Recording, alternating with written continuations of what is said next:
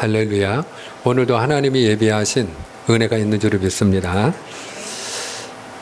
우리가 다윗과 그 압살롬의 이야기를 계속해서 이어나가고 있습니다. 압살롬이 반역을 일으켰죠. 다윗은 예루살렘을 떠나 요단강을 건너 마하나임이라고 하는 곳에서 그는 다시 모든 조직을 재정비하게 됩니다. 모든 백성들이 모이고 또 장관들, 장수들이 모이고 군사들이 마하나임에 모였어요. 그때에 다윗은 모든 군대를 세 그룹으로 나누게 됩니다. 그 첫 번째 그룹 3분의 1은 요압 장군에게 맡기고, 두 번째 그룹은 아비새 장군에게, 그리고 세 번째 그룹은 이때라고 하는 장군에게 맡겨서 세 그룹으로 나누어서 기동력 있게 전쟁을 치를 수 있도록 조직을 재정비하게 됩니다. 그리고 다윗은 그들과 함께 전쟁터에 나갈 모든 준비를 갖추고 이제 출전을 하게 되는데, 그때 백성들이 만류를 해요. 왕이시여, 왕은 안 됩니다. 왕은 여기 계셔야 됩니다. 왕은 성을 지키다가 우리를 도우소서. 만약에 왕이 전쟁에 나가게 되면 그러면 우리가 제대로 싸울 수가 없다라는 거예요. 왜냐하면 우리가 만약에 절반이나 죽어나간다 할지라도 그들은 우리에겐 관심이 없습니다. 그들은 왕만 쫓을 것입니다. 왕께서는 우리 10,000명보다도 더 귀합니다. 그러므로 왕은 이 성읍에 계시면서 우리가 어려울 때 우리를 뒤에서 도와주십시오라고 만류를 하게 돼요. 자, 그때에 다윗이 전쟁터에 나아가는 장수들과 그 군사들에게 한 가지 당부를 하게 됩니다. 그런데 그의 한 가지 당부는 반드시 싸워 이겨라가 아니에요. 자, 오늘 다윗의 마음이 온통 어디에 있는지를 우리가 볼 수 있는 그런 말씀이기도 한데요. 오늘 말씀 5절을 좀 보기 원합니다. 우리가 사무엘하 18장 5절입니다. 18장 5절 함께 읽습니다. 시작. 왕이 요압과 아비새와 이때에게 명령하여 이르되 나를 위하여 젊은 압살롬을 너그러이 대우하라 하니, 왕이 압살롬을 위하여 모든 군 지휘관에게 명령할 때 백성들이 다 들으니라. 아멘. 다윗의 한 가지 당부가 무엇입니까? 나를 위하여 젊은 압살롬을 너그러이 대우하라 하는 것이에요. 무슨 이야기입니까? 나를 생각해서, 너희가 압살롬을 마주할 때 나를 생각해서 그 젊은 압살롬을 죽이지는 말아달라는 것이죠. 드디어 그들은 전쟁을 치르게 됩니다. 에브라임 산지에서 압살롬의 군대와 다윗의 군대가 전투가 벌어져요. 근데 그 전쟁이 얼마나 치열했던지, 그리고 얼마나 맹렬했던지, 그 전쟁에서 압살롬의 군대에서만 군사가 몇 명이 죽느냐? 2만 명이 죽습니다. 엄청난 군사들이 그곳에서 죽음을 당해요. 그때에 압살롬도 다윗의 부하들과 마주하게 되죠. 그가 노새를 타고 그리고 그 적군을 향해서 달려갑니다. 근데 압살롬의 머리가 긴 머리거든요. 근데 그 긴 머리가 바람에 날리면서 어떤 일이 일어나느냐? 상수리 나무 가지에 걸리는 기이한 일이 일어나요. 자, 그 이야기를 성경이 어떻게 증가하고 있는가? 우리가 9절을 보기 원하는데요. 사무엘하 18장 9절을 함께 했습니다. 시작. 압살롬이 다윗의 부하들과 마주치니라. 압살롬이 노새를 탔는데 그 노새가 큰 상수리 나무 번성한 가지 아래로 지날 때 압살롬의 머리가 그 상수리 나무에 걸림에 그가 공중과 그 땅 사이에 달리고 그가 탔던 노새는 그 아래로 빠져나간지라. 아멘. 노새를 타고 적군을 향하여 그가 진격을 하는데, 근데 그 머리가 바람에 휘날리면서 머리가 길으니까 나무까지 휘감겨버리고 말았어요. 그리고 달려가던 그 속도로 노새는 빠져나가고 그는 공중에 대롱대롱 매달리는 일이 일어납니다. 이 광경을 그 다윗의 부하 가운데 한 사람이 목격하고, 그리고 그 전쟁을 진두지휘하는 당시 군대 장관 요압이 있는데 그에게 달려가서 그 압살롬이 나무까지 매달려 있다는 사실을 보고하게 돼요.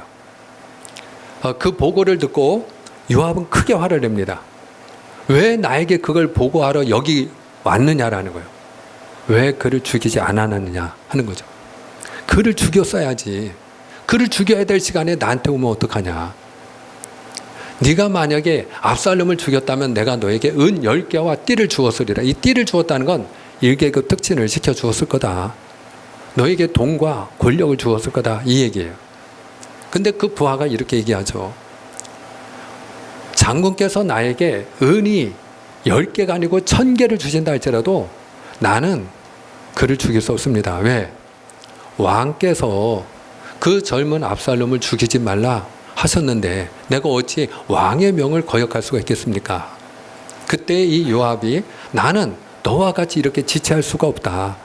그리고 단창을 들고 그는 압살롬이 있는 대로 쫓아가서 그의 심장에 단창을 꽂아버리게 돼요. 그리고 요압을 호위하고 같이 쫓아갔던 그 군사 10명에 의해서 그는 처참하게 죽임을 당하게 됩니다.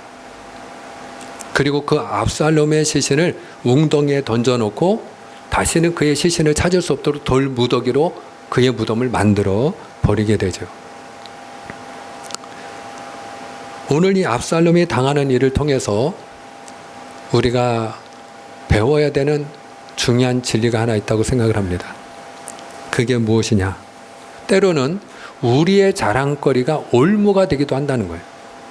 압살롬의 자랑거리가 무엇이었습니까? 긴 머리였어요. 그의 긴 머리는 그의 자랑거리예요. 그런데 그가 평소에 자랑스럽게 여기던 그의 자랑거리였던 그 긴 머리 때문에 그는 죽음을 맞이하게 된다 하는 것이에요. 우리가 많은 경우에 그렇습니다. 우리가 자랑하는 그 자랑거리 때문에 사탄의 음모에 걸리고 넘어지는 일들이 얼마나 많은지 몰라요. 아브라함이 애굽에서 돌아오게 될 때에 그 조카 롯에게 네가 우하면 내가 자고 네가 좌하면 내가 우하리라. 그리고 이야기하죠. 그때에 그 조카 롯이 소돔과 고모라를 바라보고 너무나도 기름지고 아름다운 땅이니까 그 소돔과 고모라를 그가 이주하게 돼요. 그런데 여러분, 시간이 지나서 어떤 일이 일어나죠? 그가 자랑하던 그 소돔과 고모라 때문에 그는 모든 재산을 잃게 되고요, 아내를 잃게 되고요, 사랑하던 두 사이를 잃게 됩니다. 우리는 신약 성경에서 예수님이 한 바리새인과 세리의 기도에 대하여 말씀하신 걸 기억하게 됩니다. 세리는 하나님 앞에 나가서 고개도 들지 못하고 하나님 저는 죄인입니다. 저를 불쌍히 여겨주세요. 그리고 하나님의 은혜를 구합니다. 근데 바리새인은 하나님 앞에 기도할 때 어떻게 기도합니까? 자랑을 합니다. 내가 저 세리와 같이 아니함을 감사합니다. 그리고 바리새인은 기도합니다. 내가 저 세리와 같이 아는 걸 자랑거리로 여기는 거예요. 내가 일주일에 2번 금식하고 내가 11조 드리는 것을 오히려 그는 자랑거리로 하나님 앞에서 기도하는 것을 우리가 알 수 있어요.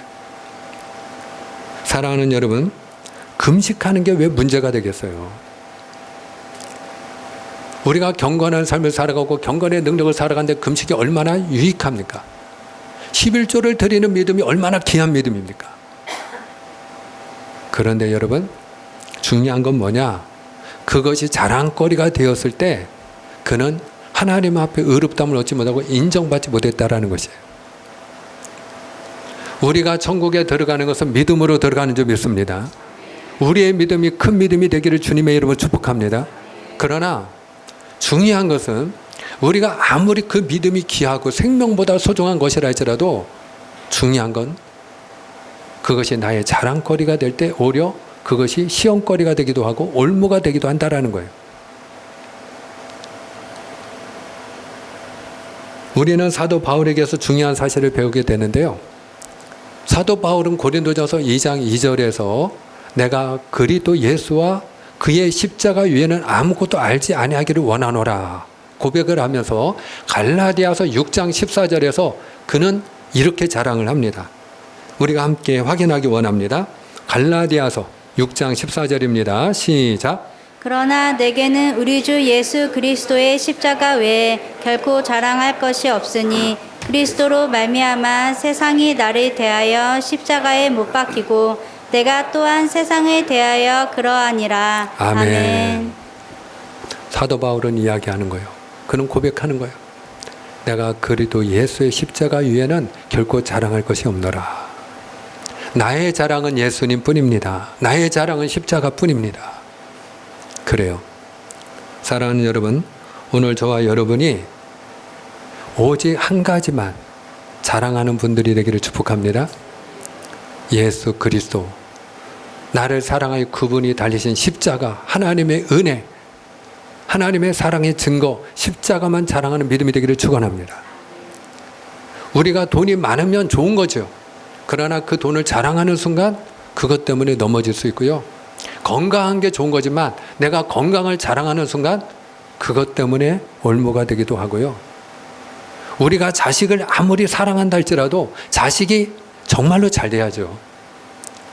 저는 여러분을 위하여 늘 기도할 때 기도하는 것 중에 꼭 제가 기도하는 그 기도 제목 중에 하나는 자녀가 잘 되는 것이에요. 할렐루야. 저는 다시 한번 주님의 이름으로 축복합니다. 오늘 우리들보다도 우리의 다음 세대 자녀들이 더 잘 되는 은혜가 있기를 축원합니다. 각 가정마다 있을지어다. 근데 그 자녀가 여러분 아무리 우리가 잘 되고 복된 그런 삶을 살게 되었다 할지라도 그 자녀가 자랑거리가 되면 그 자녀가 이제 나의 자랑거리가 되는 그 순간에 오히려 그것이 나를 넘어지게 하는 올무가 될 수 있다는 거예요. 그런 의미에서 오늘 저와 여러분이 예수님만 자랑하는 그런 하나님의 사람들이 될 수 있기를 주님의 이름으로 축원합니다. 요압은 전쟁에서 승리를 했어요. 그러니까 그 승전의 소식을 왕에게 알려줘야 되지 않겠습니까? 그래서 전령 두 사람을 보내게 돼요. 한 사람은 구스 사람이요. 구스 사람이라는 것은 지금의 에티오피아를 말합니다. 그러니까 흑인이죠. 그가 노예로 팔려와서 종살이 하다가 전쟁이 일어나니까 군사가 되어서 전쟁터에 나간 사람이다 하는 걸 우리가 알 수가 있는 거죠. 또 다른 한 사람은 아주 장래가 촉망되는 그런 기대주의인데 아히마아스입니다. 아히마아스. 그는 당시 제사장 사독의 아들이에요. 근데 그 아히마아스가 본래 이 요압이 왕의 아들이 죽었기 때문에 그것도 다윗이 그렇게 신신당부했음에도 불구하고 자기가 그 아들 압살롬을 죽였잖아요. 그러니까 전쟁에서 승리했다는 소식을 전하긴 전해야 되지만 왕이 기뻐하지 않으리라는 걸 알고 이 구스 사람을 전령으로 보낸 거예요. 근데 아히마아스가 자기가 굳이 가겠다는 거예요. 네가 이 일로 인하여 왕으로부터 상을 받을 수 없다. 그러는데도 불구하고 이 아히마아스가 자기가 먼저 가서 이 소식을 왕에게 전하고 싶다라는 거예요. 그러니까 그의 고집을 꺾지 못하고 이 요압이 이 아히마아스도 전령으로 보내게 돼요. 근데 이 아히마아스가 기동력이 얼마나 좋고 뛰어나고 지혜로운지 지름길로다가 나중에 출발했는데 먼저 도착을 했어요. 그래서 아히마아스가 왕에게 먼저 승전의 소식을 전합니다. 자, 그런데 우리가 주목해야 될 게 있어요. 다윗은 지금 성읍에서 기다리고 있습니다. 그 성문 사이에서 그가 기다릴 때 기다려야 될 소식은 무엇이겠어요? 승전의 소식이겠죠. 여러분 같으면 무엇을 기대하며 기다리겠어요? 이겨야 될 텐데, 승리해야 될 텐데, 피해가 적어야 될 텐데. 그런데 오늘 다윗의 관심이 어디에 있는지를 우리가 볼 필요가 있는데요. 자, 오늘 말씀 28절입니다. 우리가 28절과 29절 아히마아스가 보고할 때 승전의 소식을 알릴 때에 다윗이 무엇을 질문하고 그가 어디에 관심을 갖고 있는지를 볼 수 있기를 원합니다. 28절 29절입니다. 시작. 아히마아스가 외쳐 왕께 아뢰되 평강하옵소서 하고 왕 앞에서 얼굴을 땅에 대고 절하며 이르되 왕의 하나님 여호와를 찬양하리로소이다. 그의 손을 들어 내 주 왕을 대적하는 자들을 넘겨주셨나이다 하니 왕이 이르되 젊은 압살롬은 잘 있느냐 하니라. 아히마아스가 대답하되 요압이 왕의 종 나를 보낼 때에 크게 소동하는 것을 보았사오나 무슨 일인지 알지 못하였나이다 하니 아멘. 아히마아스가 와가지고 승전의 소식을 들려줍니다. 왕이시여 기뻐하십시오. 하나님께서 왕의 대적들을 우리 손에 붙이셨습니다. 우리가 전쟁에 승리했습니다. 그리고 승전의 소식을 들려줍니다. 그런데 다윗이 전혀 기뻐하지 아니하고 한 가지를 물어봐요. 그가 물어본 게 무엇입니까? 젊은 압살롬은 잘했느냐? 내 아들 압살롬은 잘했느냐? 다윗의 관심은 전쟁에서 이기느냐 지느냐가 아니에요. 어떤 면에서 다윗은 확신이 있었어요. 그는 이미 알고 있었어요. 하나님이 도우심으로 이 전쟁에서 반드시 이기리라. 그는 모든 전쟁터를 다 경험한 사람 아닙니까? 그리고 그 전쟁터에서 승리할 때마다 하나님이 어떻게 자기를 도우시고 일하셨는지를 누구보다도 잘 아는 사람이에요. 그런데 그의 마음속에 근심이 있어요. 두려움이 있어요. 걱정이 있어요. 그가 염려하는 것이 있어요. 그것이 뭐냐? 압살롬이에요. 전쟁에서 이기긴 이길 터인데, 승리할 터인데 하나님이 도우심으로 이 전쟁은 나의 것이 될 터인데, 문제는 뭐냐? 그 적장이 자기 아들이라는 거예요. 내가 만약에 전쟁에 승리하면 적장은 죽어야 되거든요. 이긴다는 거, 전쟁에서 승리한다는 게 무엇을 말하는 거예요? 바로 적을 죽이는 걸 말하는 거예요. 그러니까 그의 관심은 어디 있느냐? 내 아들 압살롬이 잘 있는가? 내 아들이 살아있느냐 죽었느냐? 아니면 내 아들이 혹시 부상을 당하지는 아니했는가? 당했다면 얼마나 크게 다쳤을까? 온통 관심이 누구에게 있어요? 아들 압살롬에게 있어요. 그래서 물어보는 거예요. 내 아들 젊은 압살롬은 잘했느냐? 근데 이 아히마아스는 영특한 사람이기 때문에 모른다고 답을 하죠. 전쟁에서 승리했는데 큰 소동이 있는 걸 내가 듣긴 들었는데 무슨 일이 일어났는지는 제가 거기까지는 알지 못합니다. 그때에 두 번째 전령이 도착하죠. 구스 사람입니다. 그는 이방인이기도 합니다. 그 당시 상황을 잘 파악하지 못하는, 그냥 단순하게 요압이 전하라고 하는 사실만 전달하기 위하여 그는 달려오는 전령입니다. 자, 그런데 그가 와서 똑같이 승전의 소식을 보고하게 되는데요. 그때에 다윗의 질문이 무엇인가? 그의 관심이 또 무엇인가? 우리가 또 확인합시다. 자, 31절과 32절입니다. 함께 읽습니다. 시작. 구스 사람이 이르러 말하되 내 주 왕께 아뢰 소식이 있나이다. 여호와께서 오늘 왕을 대적하던 모든 원수를 갚으셨나이다 하니 왕이 구스 사람에게 묻되 젊은 압살롬은 잘 있느냐? 구스 사람이 대답하되 내 주 왕의 원수와 일어나서 왕을 대적하는 자들은 다 그 청년과 같이 되기를 원하나이다 하니 아멘. 구스 사람도 동일한 소식을 들려주죠. 전쟁에서 이겼으니까 당연히 똑같은 승전의 소식을 그가 보고했어요. 그런데 오늘 말씀에도 보면 32절에 다윗이 무엇을 질문합니까? 똑같은 질문을 합니다. 똑같은 이야기를 합니다. 젊은 압살롬은 잘했느냐? 그의 관심은 온통 어디에 있다는 걸 우리가 알 수 있어요? 그의 아들 압살롬에게 있다는 걸 알 수가 있어요. 그때 구스 사람이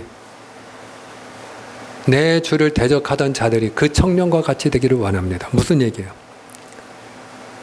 왕의 대적들이 다 죽음을 당한 것처럼 압살롬도 죽었습니다 하는 이야기죠. 그 비보를 듣고 아들의 죽음에 대한 소식을 듣고 다윗이 어떻게 반응합니까? 33절 중요합니다. 우리 함께 했습니다. 시작. 왕의 마음이 심히 아파 문 위층으로 올라가서 우니라.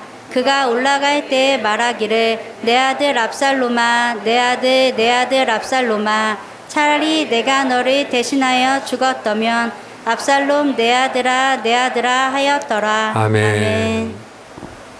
그런 마음 아파하고 눈물을 흘리고 그리고 사람들이 보지 않는 위층으로 올라가서 탄식하며 애통해하는 다윗을 우리가 만날 수가 있어요. 오늘 이 다윗을 통해서 우리가 보는 게 뭐냐? 어버이의 사랑이에요. 어버이의 사랑. 어버이의 사랑.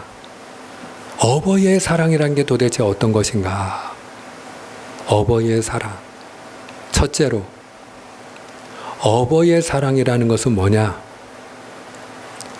사랑받을 가치가 없는 자식이라 할지라도 그 자식이 그 아버지로부터 사랑받을 만한 가치가 없는 자식이라 할지라도 사랑하는 것이 어버이의 사랑이다 하는 것이.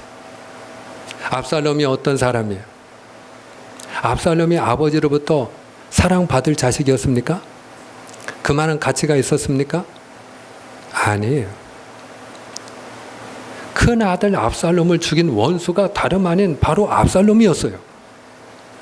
형제가 형제를 죽이는 그런 상상조차 할 수 없는 일이 일어났는데 그게 바로 장본인의 압살롬이에요. 어떻게 사랑할 수가 있겠어요? 아버지에게 반역을 일으키고 아버지의 자리를 자기가 차지하겠다고 하는 그 반역의 괴수가 바로 압살롬이에요.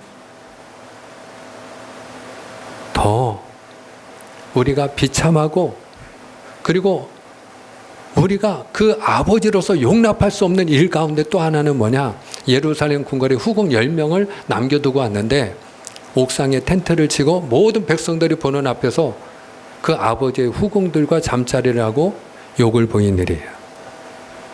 일어날 수 없는 일이 일어났어요. 그리고 그가 지금 왜 죽었어요? 아버지가 이미 예루살렘 궁궐을 그가 비워놓고 그는 떠나왔어요.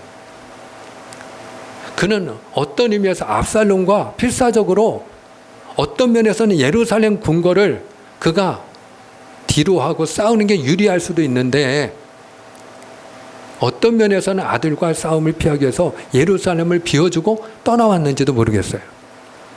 근데 그 궁궐을 비워놓고 떠나온 피난길에 있는 그 아버지를 죽이겠다고 쫓아오다가 죽은 아들이 압살롬이에요. 그런데 여러분, 이와 같은 아들이라 할지라도 그 사랑받을 가치가 없는 그 아들을 그 아버지 다윗이 사랑하는 거예요.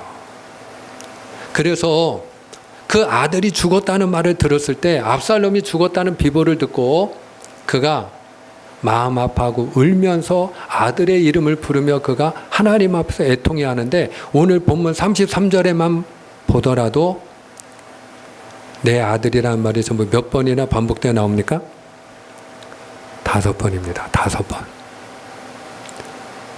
압살롬 내 아들아 내 아들아 내 아들 내 아들 압살롬아. 그러면서 그 아들의 이름을 불러가며 그가 비록 반역의 개수를 할지라도 나를 죽이겠다고 쫓아오다가 죽음을 당하였다 할지라도 그래도 그는 누구라는 거예요? 내 아들이라는 거예요. 너는 내 아들이야. 너는 내 아들이야. 사랑받을 가치가 없는 그 압살롬을 내 아들이라고 지금 그는 부르고 있는 거예요. 그 어버이의 사랑을 가장 잘 보여주는 이야기 가운데 하나는 저는 탕자의 비유라고 생각해요. 둘째 아들이 아버지의 재산을 전부 다 가지고 어떻게 해요? 아버지가 얼마나 권면하고 만류했겠습니까마는 그 재산을 가지고 그가 외국에 나가서 허랑방탕한 삶을 살다가 다 탕진했잖아요. 그리고 그가 줄여 죽게 되니까 아버지의 집으로 다시 돌아오게 됩니다. 그 아들을 거리가 멀은데도 알아보고 그 아버지가 달려가서 목을 끌어안고 그리고 눈물을 흘려요. 그때에 그 둘째 아들이 한 말이 무엇입니까? 나는 사랑받을 가치가 없는 자식이라는 고백이었어요. 하늘과 아버지께 죄를 지은 죄인입니다. 저는 아버지의 아들이라 일컬음을 받을 수 없습니다. 저를 품꾼의 하나로 여겨주세요. 이게 둘째 아들의 고백이었어요. 저를 품꾼의 하나로만 받아주셔도 저는 감사할 뿐입니다. 제가 어떻게 아버지라 부르고 어떻게 아들이라는 일컬음을 받을 수 있겠습니까? 저는 감당할 수 없습니다. 나는 사랑받을 가치가 없는 자식입니다. 이 얘기죠.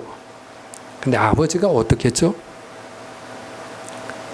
그 말에 대꾸하지 아니하고 그 아들을 위하여 준비해 놓았던 예복을 가져다가 옷을 입히라고 하고 손에 가락지를 끼우라고 하고 발에 신을 신기우라고 하고 살찐 송아지를 잡고 우리가 먹고 즐거워하자. 내 아들은 죽었다가 다시 살아 돌아왔노라. 내 아들이라는 거예요. 옷을 다시 입히고 가락지를 끼우고 신발을 신기웠다는 것은 아버지가 너는 내 아들이라는 것을, 그 아들의 신분이 다시 회복되었다는 것을 보여주는 일이에요.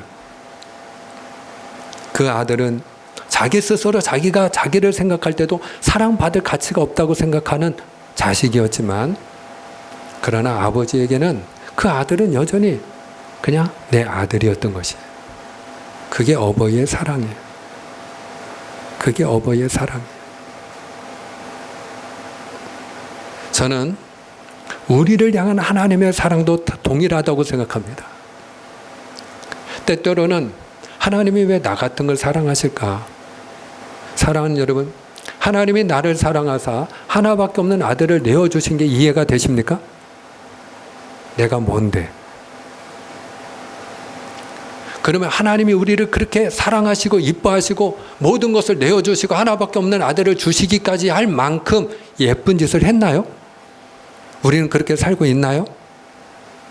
정말로 그렇게 주의 말씀대로 죽지 못해 순종하며 내 고집과 내 생각을 내려놓고 내 욕심을 내려놓고 하나님이 원하는 삶을 살기 위하여 힘쓰고 애쓰고 있나요?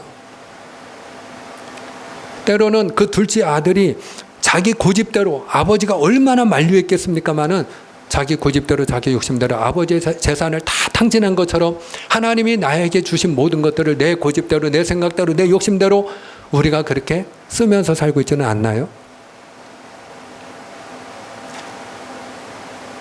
하나님이 주신 물질을 내 마음대로 사용하고 하나님이 주신 시간 내 마음대로 내 욕정을 위하여 쓰고 있지는 않나요? 탕진하고 있지 않나요? 압살롬이 반역을 일으키고 대적했던 것처럼 하나님의 왕되심을 인정하지 아니하고 내가 왕이 되고 내가 주인이 되고 내가 하나님이 되어 살고 있지는 않나요? 우리 마음속에 하나님을 향해 원망하고 불평하고 하나님을 대적하는 마음은 없는가요? 우리 마음속에서부터 하나님을 대적할 때는 또 얼마나 많았습니까? 도저히 사랑받을 가치가 없는 그런 우리 자신임에도 불구하고 하나님은 여전히 사랑하여 주는 줄 믿으시를 축복합니다. 그분이 하나님이세요. 두 번째로 어버이 사랑이란 게 뭐냐? 그 자식이 아무리 잘못했다 할지라도 그 자식의 잘못을 자기의 잘못으로 생각하고 자기 탓으로 돌리는 게 어버이의 사랑이다 하는 것이. 오늘 압살롬이 얼마나 못된 짓을 했습니까? 그런데 여러분, 다윗은 마음 아파하는 거예요. 우리가 함께 확인한 것처럼 33절에 보면 그가 마음 아파하며 우니라 그랬어요. 너무 가슴이 아프고 너무 애통한 나머지 그 눈물을 주체할 수 없어서 아무도 볼 수 없는 위층으로 올라가서 그는 엉엉 소리내며 내 아들 내 아들 압살롬아, 그 아들의 이름을 불러가며 그는 통곡을 합니다. 그런데 그가 왜 이렇게 마음 아파하고 그가 눈물을 흘리며 통곡을 하고 애통했을까? 물론 아들이 죽었기 때문이죠. 그러나 저는 또 하나 이유가 있다고 생각해요. 그게 뭘까요? 나 때문이다. 압살롬이 이렇게 죽음을 맞이한 것도 다 나 때문이다. 아마도 저는 그 압살롬이 죽었다는 소식을 들었을 때에 다윗이 하나님 앞에 자기가 지은 그 죄를 떠올렸을 거라고 생각해요. 자기 자신이 압살롬이 자기들의 후궁을 욕보였던 바로 그 옥상에서 한 여인을 간음하고 그리고 그 여인의 남편을 죽였던 그 죄를 그는 아마 떠올렸을 것이에요. 내 죄 때문에. 그렇지요, 여러분. 내 죄 때문에. 제가 우리 아이들을 키울 때에 우리 아이들이 아프면 하나님 앞에 혹시 내 죄 때문에 아픈 게 아닐까. 그리고 회개했던 기억이 납니다. 하나님 앞에서 내가 불순종하고 내가 혹시 교만하고 내가 하나님의 말씀대로 하나님의 뜻대로 살지 못해서 혹시 하나님이 나를 징계하시는 것이 내 아들들이 이렇게 당하는 건 아닐까 하는 그 아픔 때문에 아들들이 아프면 제가 하나님 앞에 나와서 회개하고 그리고 잠들어 있는 아들의 이마 위에 손을 얹고 기도한 일이 한두 번이 아니에요. 여러분, 어버이들은 말이죠. 부모는 그 자녀가 잘 되면 그 공로를 누구에게 돌리죠? 자식에게 돌립니다. 누군가가 와가지고 아니 어떻게 그렇게 아이를 잘 키우셨느냐고 너무나도 훌륭하다고 그러면 그 공로를 누구에게 돌리나요? 자식에게 돌리죠. 부모는 자식에게 돌립니다. 제가 잘해준 게 하나도 없고 나는 잘한 게 아무것도 없는데 그 아이가 참하고 잘하고 성실해서 자기가 잘해서 잘된 겁니다. 만약에 누군가가 내 자식을 욕하는 일이 일어난다면 아니 어떻게 인간이 그 정도밖에 안 되느냐고 어떻게 그렇게 막대 먹었느냐고 어떻게 그렇게 못되었느냐 그리고 못돼 먹었냐고 누군가가 비난을 하면 그러면 자식을 탓하나요? 그놈이 원래 죽일 놈이었습니다. 이렇게 말하는 부모는 없어요. 다 나 때문입니다. 내가 잘못 키운 겁니다. 내가 잘못해서 그런 겁니다. 내가 본이 안 돼서 그런 겁니다. 내가 자식에게 덕이 되지 않기 때문에 그렇게 된 겁니다. 자식들은 자기가 잘 되면 누구 탓? 내가 잘한 거고 자기가 잘못되면 누구 탓이에요? 부모 탓이에요. 부모가 나에게 다른 부모들이 해준 것만큼 해주질 않았기 때문에 내가 잘못됐다. 혹시 우리 가운데도 뭔가 고생하고 힘들고 어려움을 당할 때마다 부모님을 원망하는 그런 분은 없는지요? 여러분 그게 어버이와 자식의 차이라고 생각해요. 그래요. 하나님도 동일합니다. 죄는 누가 지었어요? 우리가 지었어요. 근데 그 죄를 누가 담당하셨어요? 하나님이 담당하셨어요. 죄는 내가 지었기 때문에 그 죄값을 누가 지불해요? 내가 지불하고 내가 죽어야 돼요. 근데 하나님이 그 아들을 보내주시고 이사야 53장 6절 우리는 다 양 같아서 그릇 행하여 각기 제 길로 갔거늘 여호와께서는 우리 무리의 죄악을 그에게 담당시키셨도다. 자기 아들에게 우리의 죄를 담당시키시고 우리가 그 지불해야 될 죄값을 대신 담당하셨어요. 그분이 하나님인 줄 믿으시를 축원합니다. 그리고 어버이의 사랑은 자기 생명보다 그 자식의 생명을 더 소중하게 여기는 게 어버이의 사랑이다. 오늘 다윗이 탄식하면서 차라리 내가 너를 대신하여 죽었더라면 내가 차라리 너를 대신하여 죽었더라면 그게 바로 어버이의 사랑이죠. 그래요. 만약에 어버이가 위급한 상황이 돼서 신장 기증을 해야 될 일이 있다면 그렇다면 자녀들은 어떻게 할까요? 자녀들이 여럿이 있어요. 아마 많은 경우에는 그 신장이 누군가가 기증을 해야 살 수 있는데 내가 아니면 좋겠다 하는 마음을 가질지 모르겠어요. 그러나 만약에 자식이 누워있으면 부모는 어떻게 할까요? 만약에 자식이 누워있다면 그 부모는 제발 덕분 내 신장이라도 그 아이에게 이식을 해주고 기증을 해서 내 아이를 살릴 수만 있으면 하고 고대할 것이에요. 그게 바로 여러분 어버이의 사랑인 거죠. 하나님도 우리를 사랑하사 우리를 위하여 모든 걸 아낌없이 주신 분이 하나님인 줄 믿으시기를 축원합니다. 그래서 로마서 8장 32절에 자기 아들을 아끼지 아니하시고 우리 모든 사람을 위하여 내어주시니까 어찌 그 아들과 함께 너에게 모든 것을 은사로 주지 아니하시겠느냐. 빌립보서 4장 19절에 나의 하나님이 그리스도 예수 안에서 영광 가운데 그 풍성한 대로 너희 모든 쓸 것을 채우시리라. 하나님께서 자기 아들도 아낌없이 주신 것처럼 우리보다 더 귀한 것이 없기 때문에, 사랑하는 여러분, 이걸 아십니까?